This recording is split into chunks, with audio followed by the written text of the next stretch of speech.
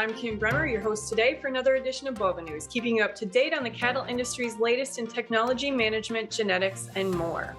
The 2022 National Holstein Convention was recently held in June in South Dakota. This year's convention featured a new program known as the Data and Innovation Summit, which featured speakers and panels discussing new technologies and data systems available to today's dairy farmers. Today, our panel is going to discuss the summit and the plan for the future.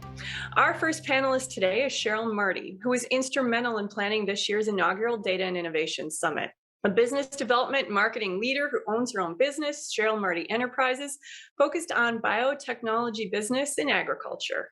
Cheryl's passionate about the agriculture industry and addressing global challenges and enjoys translating science, data, and technology into meaningful uses and results for customers and companies. Before starting her own company, she worked at ABS Global and Zoetis. And our other panelist today is Darrel Rennich, who served as a chair of the 2022 National Holstein Convention held in South Dakota and worked with Cheryl to develop this year's Data and Innovation Summit. Darrel is a ruminant field technical specialist with Diamond V. He's been with Diamond V for the past 7 years, and prior to that, he worked with Select Sires and served as a farm manager at the South Dakota State University farm, where he received his BS in dairy production. Welcome, Cheryl. Welcome, Darrel. Thank you. Welcome. So let's start out our little roundtable discussion today talking about this. Really, the Data and Innovation Summit was the first of its kind to be held with a National Holstein Convention. Cheryl, can you talk to us and walk us through the process behind this program and its inception? Certainly. As you know, with the National Convention held in Sioux Falls, South Dakota recently, I had the opportunity to chair the event.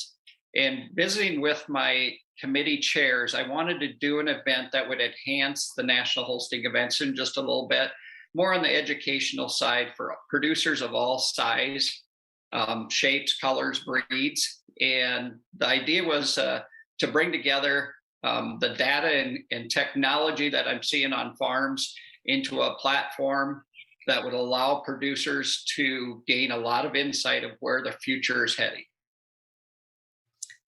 So when during the convention was this new program held, and why was it during that time? It was positioned kind of in the middle of the convention.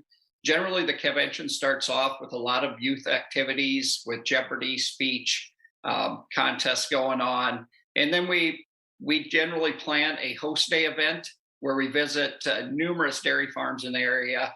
And we wanted to position this exactly the next day so that we could utilize some of the ideas that they've seen on farm and start incorporating where they think that their farms could progress to in the future.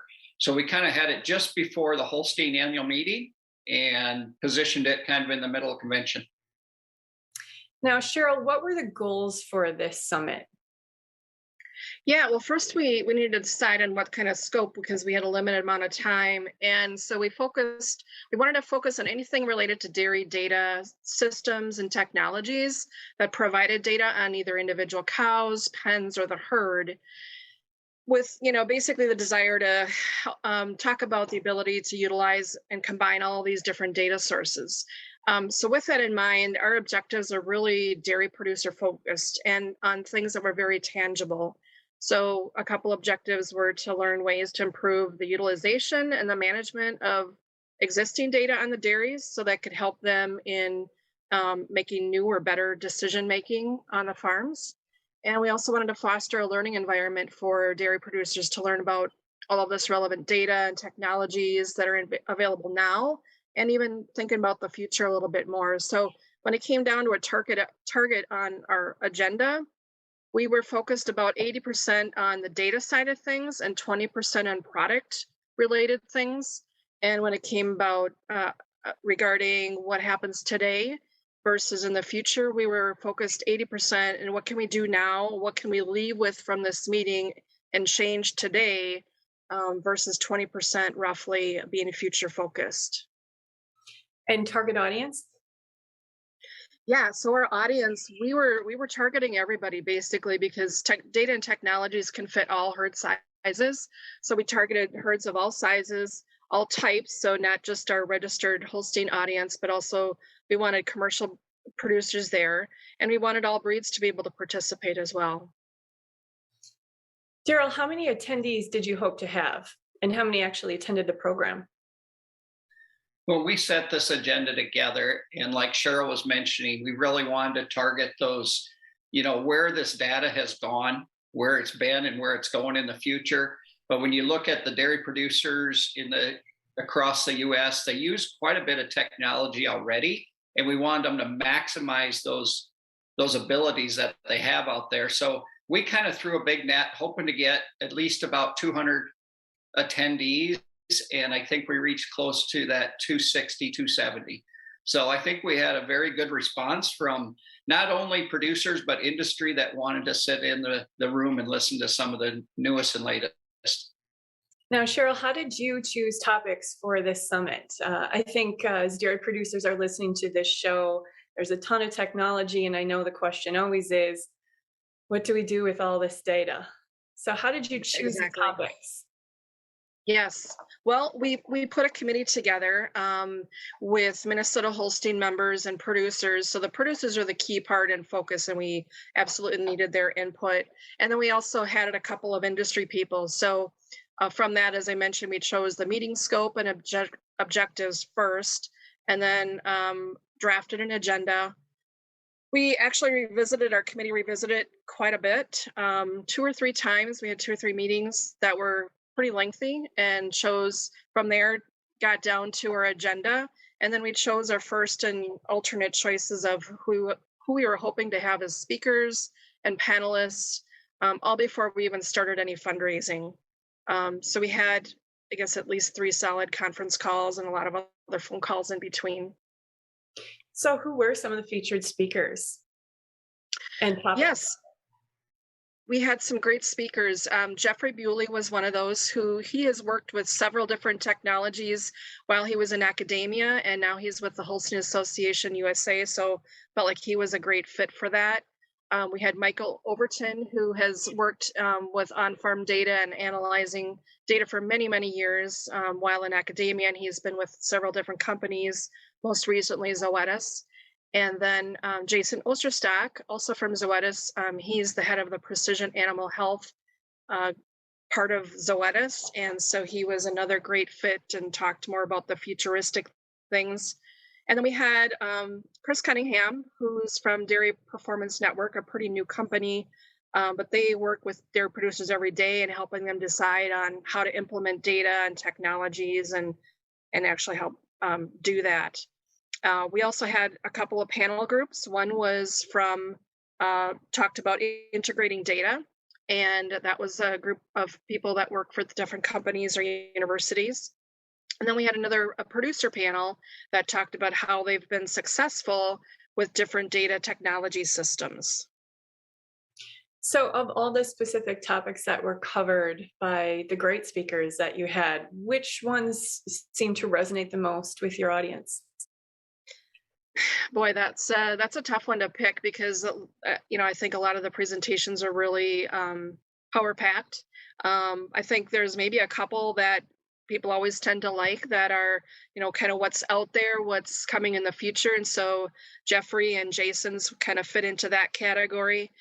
And then we had a couple too that were more practical and pragmatic. So the Chris Cunningham discussion, as well as the producer panel, also may have been some of the favorites we've heard about.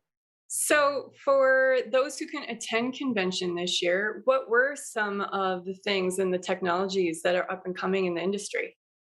Yeah, I mean, I think there's a lot of exciting new technologies out there. I mean, there are some companies that are working really hard to try to bring data together for the producers, like IOTA Solutions and Phyla and some others. And then from a technology perspective, we've had a lot of collar and ear tag devices. And perhaps one thing that came in the survey that was interesting, so we did a survey before the event. And, I think the collar-based ones is maybe less interesting going forward, but the ear tag technologies continue to look like positive, plus some newer things that are on the market, such as bolus-based technologies, inline technologies, and the the visual AI that can either be done on individual animals or by pen or barn. Those are some very interesting technologies that seem to come up in the survey and were highlighted in some of the topics and the videos and so on too. Fascinating. What challenges did you have during the planning of this? Sure. Well, we knew we had a very limited time for our agenda. And so, we had a lot of ideas that we wanted to include into it, but with that limited time, we knew we couldn't do that. So we had to be very picky on our topics, our speakers, and we asked a lot of our speakers to be very concise so that they were very power packed messages for people to learn from. And so then we also thought about, well, how do we bring in the technologies without going into advertisements and making it all about that? So we came up with the idea of having 15 sponsored video technology spots in the agenda that were no more than 3 minutes. So they were all videos to ensure that, the time was limited. So those turned out great, I thought, as well, and a lot of compliments about that. So it kept the audience very engaged. And then I think with any new event, especially to get the word out, when you don't have a lot of advertising budget like companies might have. So we're a nonprofit. So that's always very tough, but we did as much as we could through some very supportive sponsors like Progressive Dairy, Dairy Star, American Dairyman, North American Ag, and some other ones as well. So that was very helpful. Yeah. Sounds like a great event. Darrel, would you call the first Data and Innovation Summit a success? Absolutely. We've had tremendous comments about the information presented, what they could take home and utilize. And I think what's important to remember here, and I just want to add to some of Cheryl's comments there, is that we had tremendous support from the industry, and we had tremendous trade show there that these producers got the opportunity to step into the hallway and visit a little more one-on-one with a lot of the companies that help sponsor and gain some connections there that they will utilize in the future. So from the attendees that I visited with, they were absolutely excited that we put this together, and that's why there's interest in the future of potentially doing an event like this again. Do you think it will continue to be held with the convention in years to come? We're Yeah, unsure of that at this point in time, but certainly with the momentum that we've created, the interest that's out in the country, I think that an event like this could happen again, either with the convention or separate, but I think there's potential down the road. And Cheryl, what's the vision for the Data and Innovation Summit moving forward? Yeah, I do think that there's a need for a producer-based or producer-focused and driven event such as this with data and innovation types. Something that producers can, again, come to, go home and really apply a lot of what they've learned and hear a little bit of what's coming forward. So maybe this is an event that's every other year, or maybe, it was nice that people could use the on-farm tours to see some of the technologies on the day before. Not sure how much that was actually utilized, but that would be great. But I think if it could be done in conjunction with something else, that might be part of the solution. And whether it's the Holstein Convention or not, unclear yet. But I think there's a definite interest and a need for this. Darrel, any final thoughts to add? Well, certainly I want to thank Cheryl and her committee for putting together such a great program, and our sponsors. Without them, like yourself, this whole convention wouldn't have been possible, and the number of attendees that came to the Data and Innovation Summit was overwhelming.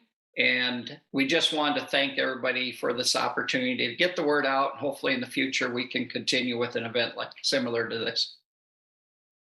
Well, my thanks to the two of you today for joining us and sharing your invaluable expertise and experience. Don't forget to subscribe to the BoviNews channel on YouTube. Find our BoviNews podcast on your favorite listening platform, or find more information at bovinews.com. Thanks for tuning in with us today, and we'll see you next time on another edition of BoviNews.